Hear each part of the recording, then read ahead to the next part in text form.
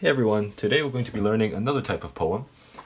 This type of poem is one of my personal favorites called Limericks. Now limericks are 5 lines long and they have 2 different rhymes within them. They're usually about a person or a thing, and the greatest part is they're a little bit silly because there is some type of humor or joke within this poem. So let's take a look at one example that I just created.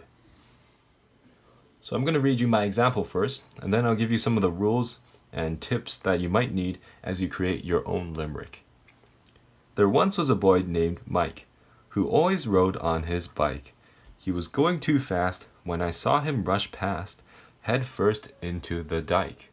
So all limericks should have 5 lines, which I have here, and there should be 2 different rhymes present in a limerick.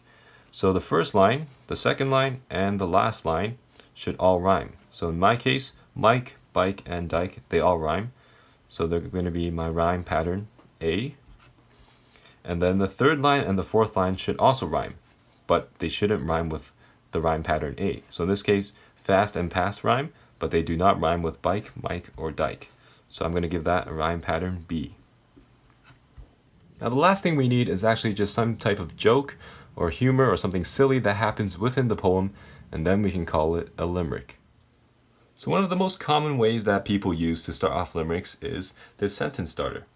There once was a, and then whatever subject you're talking about. In my case, it was a boy, but it could be a girl, a man, woman, cat, dog, whatever you want it to be. And then you're going to think of a name and include it as the last word of your sentence. Now, a tip here is to pick a name that's only 1 syllable, like Mike in my case, because that's probably easier to rhyme. And then afterwards, you're going to think of something that rhymes with this name, because that's going to be the ending of your second line.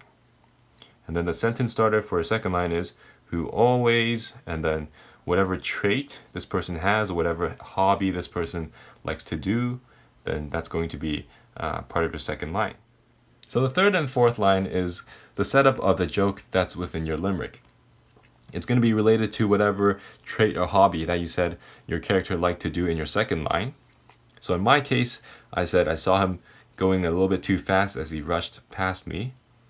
And then your final line is going to be your punchline. So that's where the joke is. It's probably going to be something unexpected, something silly, because that's what makes it funny. So in my case, because he was going so fast, I saw him face plant head first into the dike.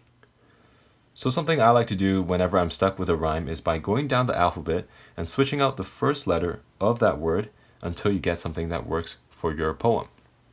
So I already had the boy's name, which was Mike, but I needed some type of trait or a hobby that he liked to do. So I went down the list. I started with A-I-K-E, which I know is not a real word, so it didn't work. Then I went to the next letter, which was B-I-K-E, and I realized it's spelled bike. And I said, why not? That sounds like something that Mike could like to do, so I chose bike, and that's how I got the rhyme. Okay, so now it's your turn to make your own limerick. Just remember some of the rules we talked about. Each limerick should have 1, 2, 3, 4, 5 lines, and 2 different rhyming patterns. The first rhyming pattern should be with the first, second, and the last line, and the second rhyming pattern should be the third and fourth line together. Then you're going to throw in a joke or something silly or weird within this poem, and you'll end up with a very nice limerick.